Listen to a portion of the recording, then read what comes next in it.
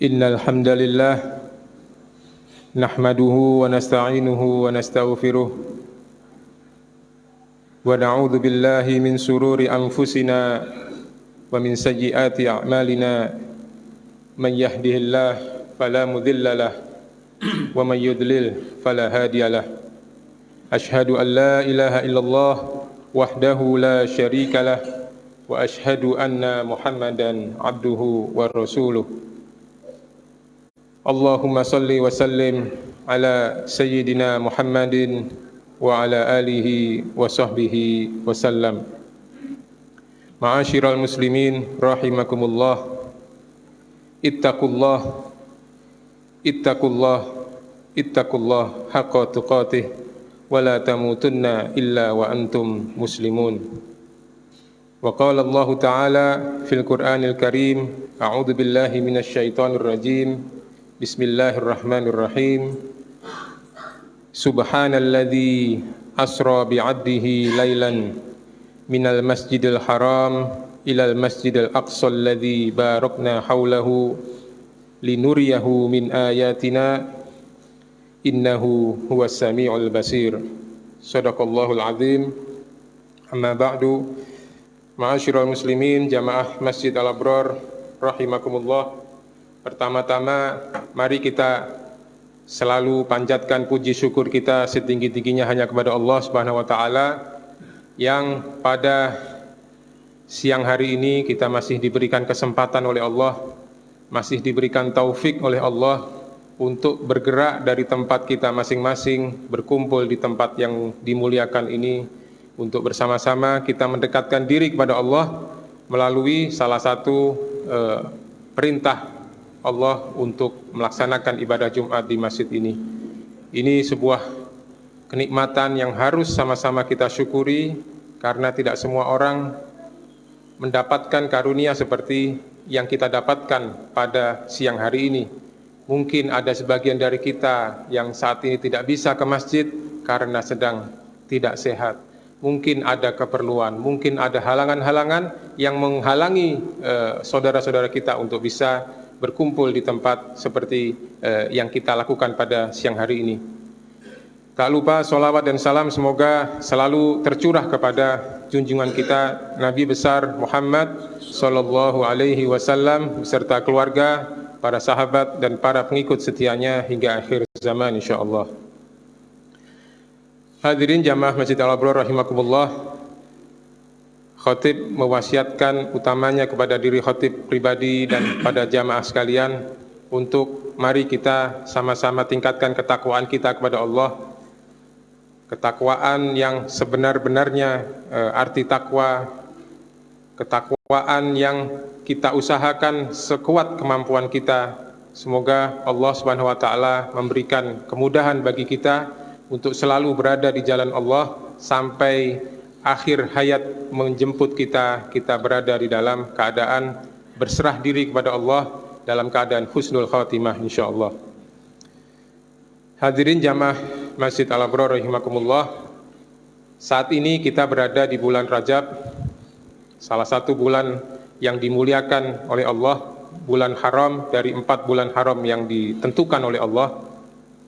Pada bulan ini ada sebuah peristiwa yang mungkin kita sudah sama-sama sangat sering mungkin mendengar sebuah peristiwa yang sangat agung terjadi di bulan ini, yaitu peristiwa yang menimpa yang terjadi kepada junjungan kita kekasih Allah Nabi besar Muhammad sallallahu alaihi wasallam, yaitu peristiwa yang dikenal dengan peristiwa Isra dan Mi'raj. Khatib pada kesempatan ini mungkin tidak akan menjelaskan bagaimana peristiwa Isra dan Mi'raj itu, apa yang terjadi pada saat peristiwa Isra dan Mi'raj itu, tapi khatib akan mencoba mengangkat hikmah yang kita bisa ambil sebelum peristiwa Isra dan Mi'raj itu. Jadi bukan pada saat peristiwa Isra dan Mi'raj, tapi mari kita sama-sama mempelajari apa yang terjadi sebelum peristiwa Isra dan Mi'raj Nabi Muhammad SAW itu. Para sejarawan, sebagian besar para sejarawan menyatakan, berpendapat bahwa peristiwa Isra dan Mi'raj ini terjadi pada tahun 10 kenabian. Jadi Nabi Muhammad SAW masih berada di Makkah 10 tahun setelah beliau mendapatkan tugas risalah Nabi kepada beliau. Pada tahun itu beliau ditinggalkan oleh dua orang yang sangat dicintai oleh beliau dan sangat besar peranannya kepada dakwah beliau, yaitu paman beliau Sayyidina Abu Thalib radhiyallahu an dan istri beliau tercinta Sayyidah Khadijah radhiyallahu taala anha.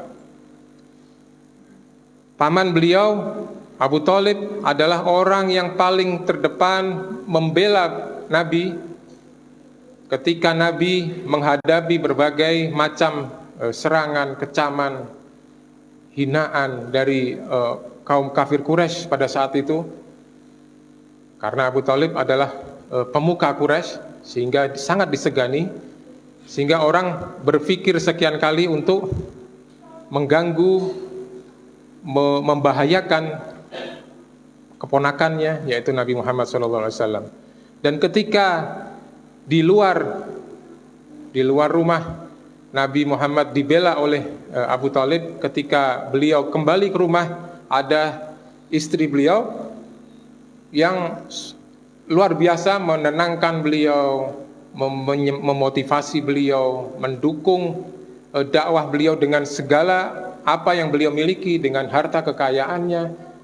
Semua full dicurahkan kepada suami beliau tercinta, yaitu Nabi kita Muhammad SAW. Itu berjalan selama 10 tahun kenabian, selalu di luar rumah Abu Thalib membentengi Nabi, dan di dalam rumah Khadijah mengangkat, memotivasi, menenteramkan Nabi supaya tetap untuk bersemangat berdakwah jalan Allah Subhanahu wa taala. Nah, pada tahun ke-10 itu keduanya sama-sama wafat, dipanggil oleh Allah Subhanahu wa taala, dan kemudian para sejarawan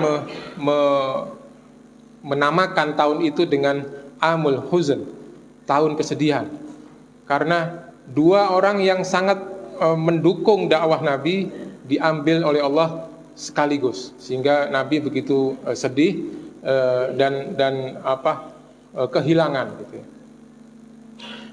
Tapi Nabi Muhammad bukan orang yang mudah untuk berputus asa. Nabi bahkan setelah sepeninggal Abu Thalib dan Khadijah, seperti kita bisa duga, serangan, kecaman, cercaan dari kafir Quraisy itu betul-betul menjadi-jadi. Bahkan suatu kali pernah Nabi Muhammad SAW pulang ke rumah dalam keadaan seluruh tubuhnya dipenuhi oleh kotoran, sehingga membuat putri beliau Sayyidah Fatimah sangat sedih dan menangis. Dan kemudian Nabi menenteramkan, menenangkan putri beliau. Tenang wahai putriku, Allah bersama kita, Allah akan melindungi ayahmu. Dan kemudian Nabi mulai berpikir apa yang akan beliau lakukan untuk meneruskan dakwah ini. Karena di Mekah sepertinya sudah sangat sulit dan kecaman, serangan begitu deras gitu. Sehingga beliau kemudian terpikir untuk membuka lahan baru, dakwah baru ke daerah Taif. Daerah Taif itu berjarak sekitar, kalau sekarang jaraknya itu sekitar 80 km, tapi jarak yang ditempuh Nabi pada saat itu adalah sekitar 140 km menurut ahli sejarah. Dengan jalan yang mendaki dan berbatu-batu. Dan itu beliau berusaha untuk membuka jalan masyarakat baru untuk beliau dakwah dengan cara kedamaian. Dan kemudian beliau dengan berjalan kaki ditemani oleh anak angkat beliau Zaid bin Harithah radhiyallahu taala anhu berjalan kaki melalui jalan yang begitu sulit, melalui tebing-tebing. Bahkan salah satu sejarawan, Profesor Husain Mu'nis, mengatakan dan mencoba menapak tilas jalan yang ditempuh oleh Nabi pada saat perjalanan dakwah ke Taif itu luar biasa. Ini sangat berat, sangat berat. Dan itu dilakukan dengan jalan kaki berdua ke sana. Sampai di Taif, kemudian beliau menemui tokoh masyarakat di situ, Bani Thaqif di situ, yang tokoh yang terpandang di situ. Dan kemudian setelah menyampaikan maksud dan tujuan dari kedatangan beliau, bukan mendapatkan respon positif, justru yang didapat adalah hinaan dan kecaman kepada Nabi. Kata-kata kotor disampaikan kepada Nabi, dan kemudian Nabi, baiklah kalau kalian tidak mau menerima ajakan kami, maka kami akan pulang. Tidak usah dirame-ramekan gitu ya. Tapi apa yang terjadi ketika Nabi keluar dari ruangan itu, dari pertemuan dengan Bani Thaqif itu, rupanya mereka sudah menyiapkan rombongan orang, anak-anak untuk meneriaki Nabi dan sahabatnya itu, Zaid bin Haritsah itu. Bukan hanya meneriaki, tapi juga melempari Nabi dengan kotoran, dengan batu dan sebagainya, sehingga Nabi dan Zaid bin Haritsah itu berusaha untuk menghindar. Bahkan usaha Zaid untuk melindungi Nabi membuat luka-luka juga di kepala, di beberapa tempat di bagian tubuhnya. Nabi juga luka-luka, dan dengan sisa-sisa kekuatan itu Nabi Muhammad dan Zaid bin Haritsah akhirnya berhasil keluar dari batas kota Taif dan mulai serangan itu mereda. Bayangkan Nabi yang begitu kita cintai, begitu agung, begitu dicintai oleh Allah, dibegitukan gitu oleh masyarakat Taif yang seperti itu. Ketika sudah mulai suasana mulai aman, Nabi dan Zaid Haritsah kemudian mulai beristirahat dan menemukan sebuah kebun dan beristirahat di situ. Nah, di sini adalah poin pertama yang ingin saya sampaikan, apa yang dilakukan oleh Nabi pada saat beristirahat itu. Nabi kemudian ini diceritakan di dalam riwayat itu apa yang dilakukan oleh masyarakat Taif kepada Nabi itu disaksikan oleh Allah, dan kemudian Allah mengutus Jibril alaihissalam untuk menemui Nabi. Tapi pada saat itu Nabi menyampaikan sebuah doa yang sangat indah yang saya ingin sampaikan di sini. Nabi mengatakan, Allahumma ya Allah, kepadamu aku mengadukan kelemahanku, kekurangan daya upayaku di hadapan manusia. Wahai Tuhan yang Maha Penyayang, ya Arhamar Rahimin, Antar Rabbal Mustad'afin, Engkau adalah Tuhan orang-orang yang teraniaya, orang-orang yang dimarginalkan gitu. Wa Antar Rabbi, dan Engkau adalah Tuhanku. Kemudian, kepada siapa hendak Engkau serahkan nasibku ini ya Rabb? Kepada orang jauh, maksudnya kepada orang Taif yang bersikap kasar kepadaku, atau kepada orang dekat yang akan menguasai diriku, pada orang yang di Mekah. Dan yang paling menarik adalah penutup dari doa ini. Nabi kemudian menutup doanya dengan tapi ya Rabb, asalkan Engkau tidak marah kepadaku, fala ubali, aku tidak peduli. Apapun sikap dari orang kepadaku, asalkan Engkau ya Rabb tidak marah kepadaku, fala ubali, aku tidak peduli.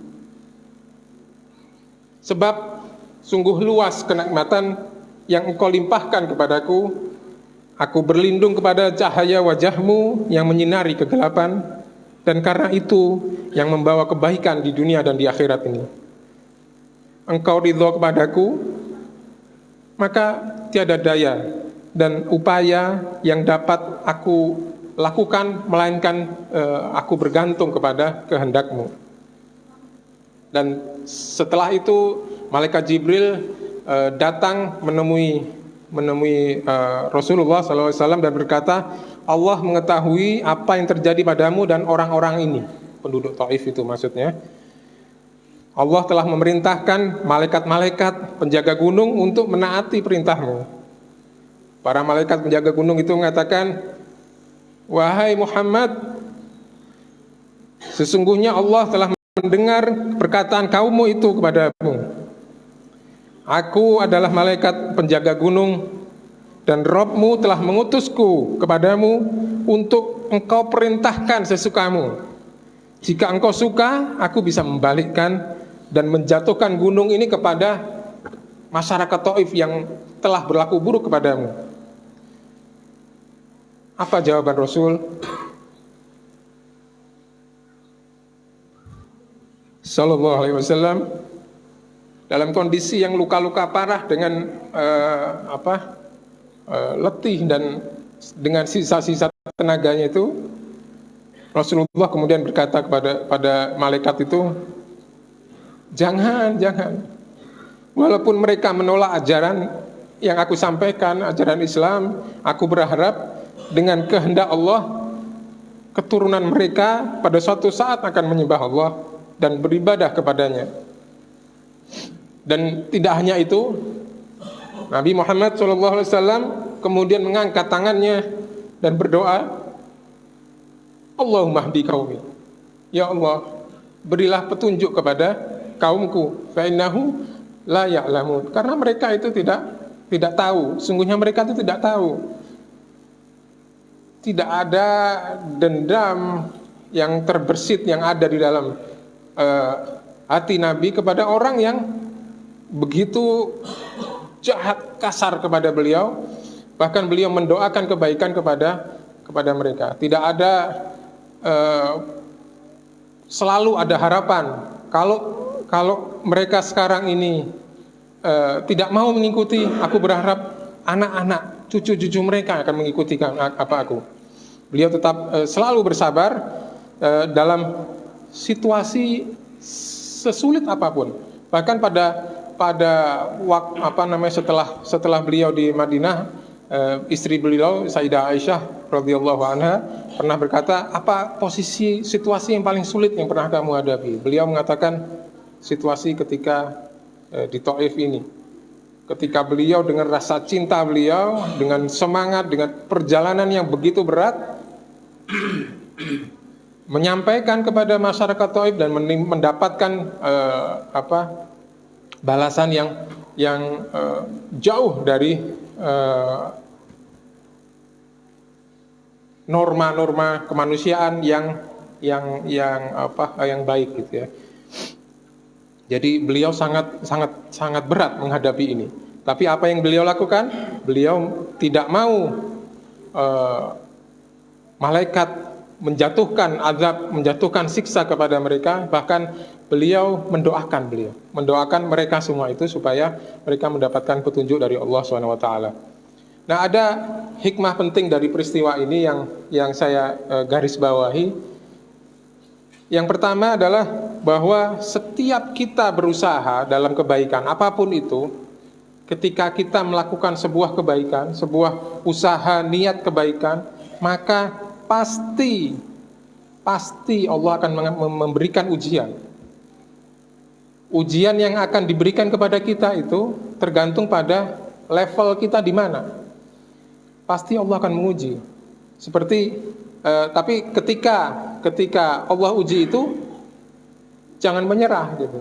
Tetap berusaha karena Allah pasti akan menguji. Kita mau melakukan suatu kebaikan, niat baik, mau melakukan apa, mau membangun apa, atau mau melakukan sesuatu apa, pasti ujian itu akan datang. Di dalam surat Al-Baqarah, Allah Subhanahu wa taala berfirman, ayat 214. A'udzubillahi minasyaitonirrajim. Bismillahirrahmanirrahim. Am hasibtum an tadkhulul jannah walamma ya'tikum mathalul ladzina khalau min qablikum massathumul ba'sa wadh-dharra wazulzilu hatta yaqular rasulu walladzina amanu ma'ahu mata nasrullah ala inna nasrullahi qarib. Am hasibtum an tadkhulul jannah, apakah engkau mengira engkau akan mendapatkan kesuksesan, yang kesuksesan itu adalah puncaknya adalah surga. Walamma ya'tikum mathalul ladzina min qablikum khalau min qablikum, tapi belum pernah menimpamu sesuatu yang telah ditimpakan juga kepada masyarakat sebelum kamu. Massathumul ba'sa itu ujian yang ujian tapi ujiannya masih ringan gitu ya. Kalau ibarat hujan tuh gerimis gitu. Nah, kalau kita orang Arab biasa mengatakan kalau nggak apa-apa tuh la baksa. Tidak apa-apa. Nah, di sini sebutkan massathumul baksa,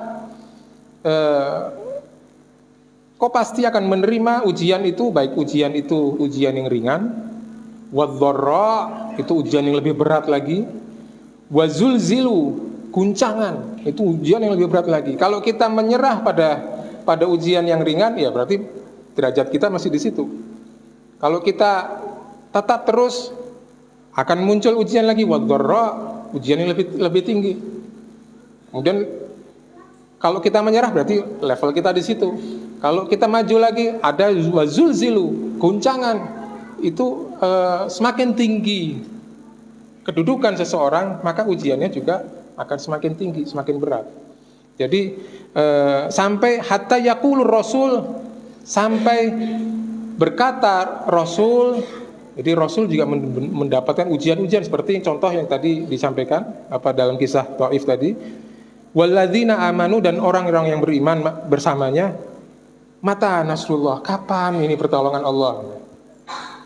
Kemudian Allah meyakinkan, ala inna nasrullahi qarib.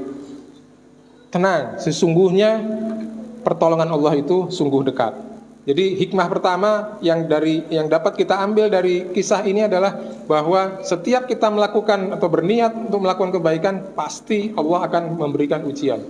Nah, sikap kita terhadap ujian itu yang akan menentukan tingkatan kita. Kemudian yang kedua yang bisa kita ambil hikmah penting dari peristiwa yang menimpa Rasul Sallallahu Alaihi Wasallam menjelang Isra Mi'raj itu adalah bagaimana Rasul Sallallahu Alaihi Wasallam menyikapi kecaman, makian, perlawanan itu dengan proporsional. Tidak ada kebencian yang ada di dalam hati beliau kepada siapapun, termasuk orang yang memusuhi beliau. Di dalam Al-Quran Allah SWT mengatakan wala tastawil hasanatu wala sayyi'at. Tidak sama kebaikan dengan keburukan itu. Kalau seseorang memberikan kecaman kita, menghina kita, tidak perlu kita membalas dengan penghinaan juga kepada orang yang menghina itu. Orang yang di dalam hatinya isinya adalah kotoran, maka yang keluar dari lisannya adalah kotoran. Kita yang ingin hati kita berisi dengan keindahan, jangan balas kekotoran itu dengan kekotoran. Dikatakan di sini lanjutan dari ayat itu, idfa billati hiya ahsan. Balaslah keburukan itu dengan kebaikan. Jadi apa yang tadi dicontohkan oleh Nabi kita ini benar-benar teladan yang Al-Quran yang hidup ya. Jadi apa yang disampaikan ditulis di Al-Quran itu benar-benar dipraktikkan di dalam kehidupan sehari-hari. Jadi jika ada orang yang berlaku buruk kepada kita, maka respon kita sebaiknya juga proporsional gitu. Balas dia dengan kebaikan.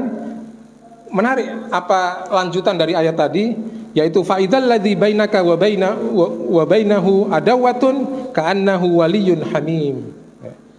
Jadi kalau kita melakukan kebaikan kepada orang yang berlaku buruk kepada kita, maka tiba-tiba orang yang tadinya memusuhimu itu akan menjadi teman yang sangat setia buat kamu. Jadi kalau pilihan kita, kalau kita dikecam, dicaci, dihina, kita balas menghina, ya itu mungkin akan lahir hinaan-hinaan berikutnya, kecaman-kecaman, cacian-cacian berikutnya. Tapi kalau kita balas dengan kebaikan, maka orang yang menghina itu bisa jadi akan luluh dan menjadi sahabat kita. Pilihan kita terserah kepada kita.